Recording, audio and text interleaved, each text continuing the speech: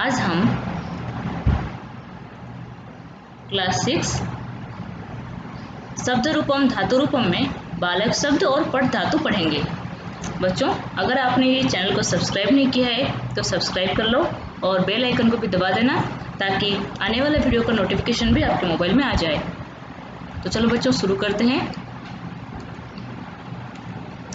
बालक संस्कृत भाषा में जो शब्द रूप होते हैं उसमें 7 विभक्ति होते हैं।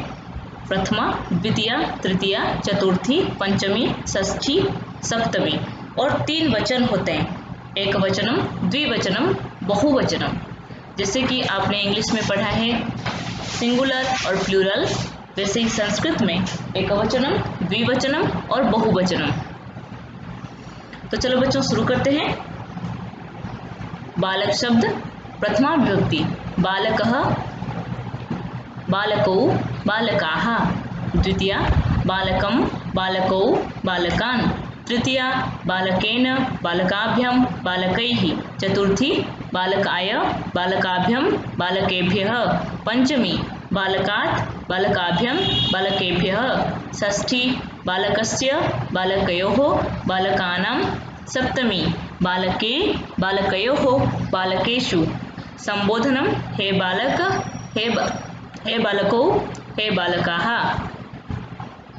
बच्चों, अगर हम इसको एक गाने की तरह याद रखेंगे तो ऐसे बोलना है।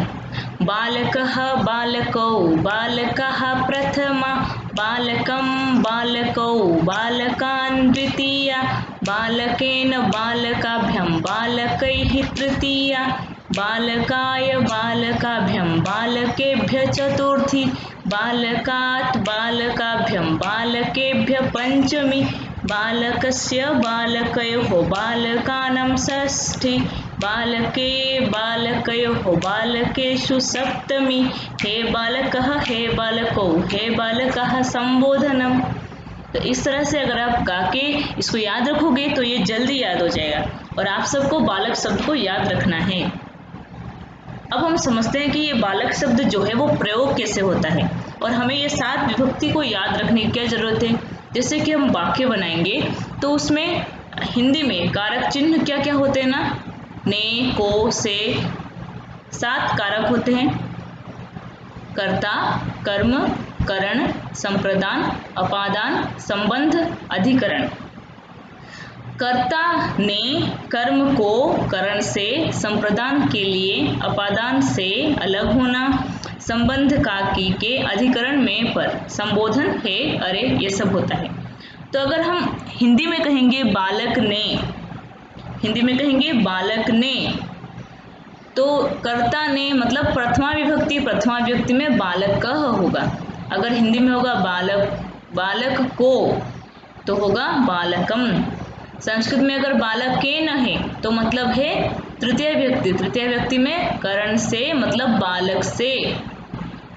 अगर हिंदी में होगा बालक के लिए तो संस्कृत में बालकाय। अगर हिंदी में बालक से तो संस्कृत में बालकात्। अगर हिंदी में बालक का तो संस्कृत में बालकस्य। अगर हिंदी में बालक में तो संस्कृत में बालक, बालके। और अगर हिंदी में हे बालक किसी को संबोधन कर रहे हैं तो संस्कृत में भी वही हे बालक। कहने का मतलब ये है कि हिंदी में, संस्कृत में जो वाक्य प्रयोग होता है वो कारक चिन्ह सबसे जरूरी है। जैसे कि अगर कहा गया है बालक को तो बालकम, बालक से तो बालकात् या बालकेन। बालकेन कहाँ होगा ना, अगर हम बोलेंगे कि मैं कलम से लिख रही हूँ तो हम कलमेन लिखामी, कलमेन, क्योंकि कलम से जहाँ पे द्वारा के लिए हो रहा है वहाँ पे तृतीय विभक्ति होगा, ये तृतीय विभक्ति।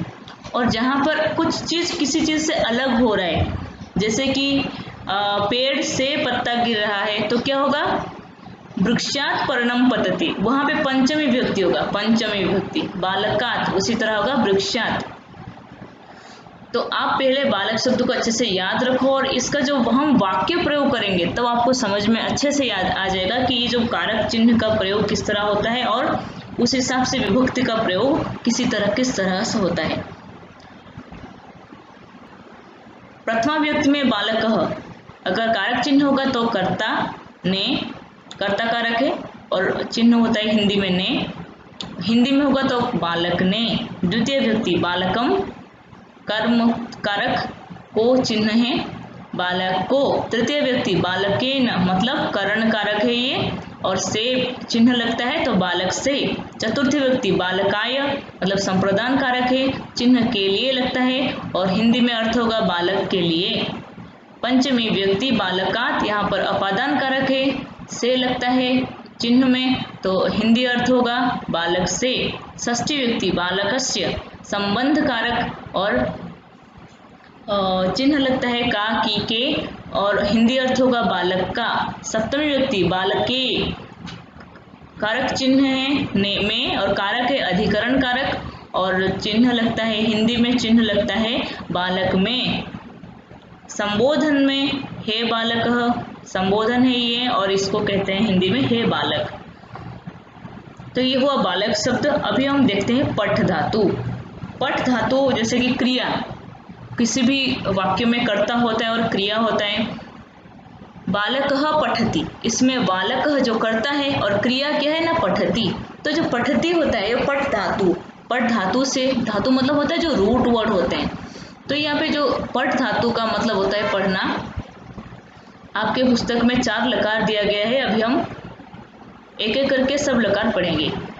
सबसे पहले लट लकार। लट लकार मतलब होता है काल व समय, मतलब वर्तमान काल, जो जैसे आप इंग्लिश में प्रेजेंट टेंस कहते हो, तो ये वर्तमान काल है।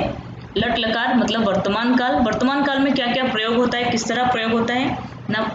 धातु रूप में 3 पुरुष होते हैं, प्रथम पुरुष, मध्यम पुरुष, उत्तम पुरुष। प्रथम पुरुष मतलब होता है जैसे कि आप बालक ले लो, बालिका, कोई भी नाम, राम, श्याम, गोपाल, गीता, सीता, जो भी नाम होता है वो सब प्रथम पुरुष में आते हैं। सर्वनाम प्रथम पुरुष में सह, सा, ये सब प्रथम पुरुष में आते हैं। स और सा जो होता है। मध्यम पुरुष में त्वम, तुम, मध्यम पुरुष में तुम के लिए प्रयोग होता है त्वम। और उत्तम पुरुष में के लिए प्रयोग होता है अहम। जैसे कि इंग्लिश में फर्स्ट पर्सन है, सेकंड पर्सन और थर्ड पर्सन होता है। First person I, second person you, third person में ही, सी, राम, श्याम, जो भी नाम और ही, सी सब लगता है। संस्कृत में थोड़ा अपोजिट है उसका। फर्स्ट पर्सन मतलब प्रथम पुरुष में राम, श्याम, गोपाल, बालक सब आएंगे। मध्यम पुरुष मतलब यहाँ पे सेकंड पर्सन, आप जिसे इंग्लिश में जिस तरह से कहते हो उसी तरह से आप समझो। सेकंड पर्सन जो होता है मध्यम पुरुष वो त्वम के लिए, तुम के लिए, और उत्तम पुरुष जो है वो अहम के लिए, मैं, आई। उसके बाद इसका प्रयोग कैसे, इसका भी वही एक वचन, द्विवचन और बहुवचन है। जैसे कि इंग्लिश में सिंगुलर प्लूरल, वैसे ही संस्कृत में एक वचन और द्विवचन और बहुवचन है। तो इसका प्रयोग कैसे होता है, कैसे उच्चारण होता है ये ना। प्रथम पुरुष, प्रथम पुरुषः पठति, पठतः, पठन्ति। मध्यम पुरुषः पठसि, पठथः, पठथ। उत्तम पुरुषः पठामि, पठावः, पठामः। ये हुआ लट लकार। लृट लकार मतलब भविष्यत काल। भविष्यत काल का प्रयोग किस तरह होता है। प्रथम पुरुषः पठिष्यति मतलब पढ़ेगा, पठिष्यतः, पठिष्यन्ति, पठिष्यसि, पठिष्यथः, पठिष्यथ, पठिष्यामि, पठिष्यावः, पठिष्यामः। लय लकार मतलब अतीत काल, पास्ट टेंस के लिए कैसे प्रयोग होता है। प्रथम पुरुष अपठत मतलब पढ़ा था, पास्ट टेंस है ये। अपठत, अपठताम, अपठन। मध्यम पुरुषः अपठः, अपठतम, अपठत। उत्तम पुरुषः अपठम, अपठाव, अपठाम। लोट लकार अनुज्ञा या आदेश के लिए, अगर हम किसी को आदेश देते हैं तो उसके लिए लोट लकार का प्रयोग होता है। जैसे कि प्रथम पुरुषः पठतु मतलब पढ़ो। अब हम किसी को आदेश दे रहे हैं, किसी को बोल रहे हैं कुछ, तो इसलिए पठतु, आप पढ़ो, आप लिखो, लिखतु। तो पठतु, पठताम, पठन्तु। अगर बहुवचन हुआ तो पठन्तु, एक वचन हुआ तो पठतु, द्विवचन पठताम, पठन्तु। उत्तम पुरुष पठ, पठतम, पठत। मध्यम पुरुष पठ, पठतम, पठत। उत्तम पुरुष पठानि, पठावः, पठामः। एवमेव हस, चल, खेल, खाद, पा मतलब पीना, पीव धातु। दृश्य मतलब पश्य, देखना। धाव, पथ, भ्रम, लिख, ईश मतलब इच्छा, मिल प्रभृतीनां धातूनां रूपाणि भवन्ति। ये सब धातु भी इन धातु पठ धातु के तरह होता है। इससे पहले हम यहाँ पे पठ धातु में देख लेते हैं इसका प्रयोग किस तरह होता है।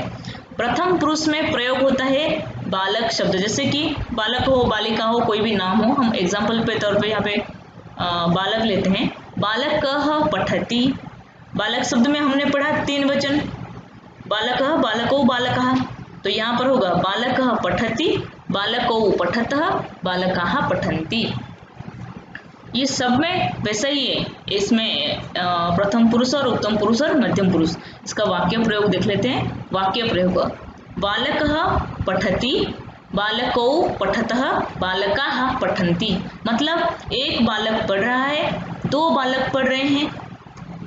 एक बालक पढ़ रहा है, बालकौ पठतः, 2 बालक पढ़ रहे हैं, बालकाः पठन्ति, बहुत सारे बालक पढ़ रहे हैं। त्वं पठसि, तुम पढ़ रहे हो। युवाम पठथ, तुम दोनों पढ़ रहे हो। यूयम पठथ, तुम सब पढ़ रहे हो। अहम पठामि, मैं पढ़ रही हूँ।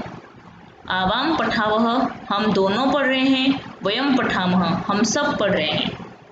इसको अगर हम एक गाने की तरह याद रखेंगे कि पठ धातु का जो लट लकार है वो कैसे प्रयोग होता है। बालकः पठति, बालको पठतः, बालकाः पठन्ति संस्कृतं संस्कृतं।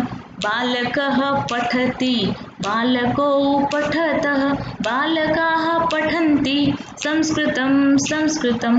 त्वं पठसि, युवं पठथ, यूयं पठथ संस्कृतम्। अहं पठामि, आवां पठाव, वयं पठामः संस्कृतं संस्कृतं संस्कृतं संस्कृतं संस्कृतं। बालकः पठति संस्कृतं संस्कृतं।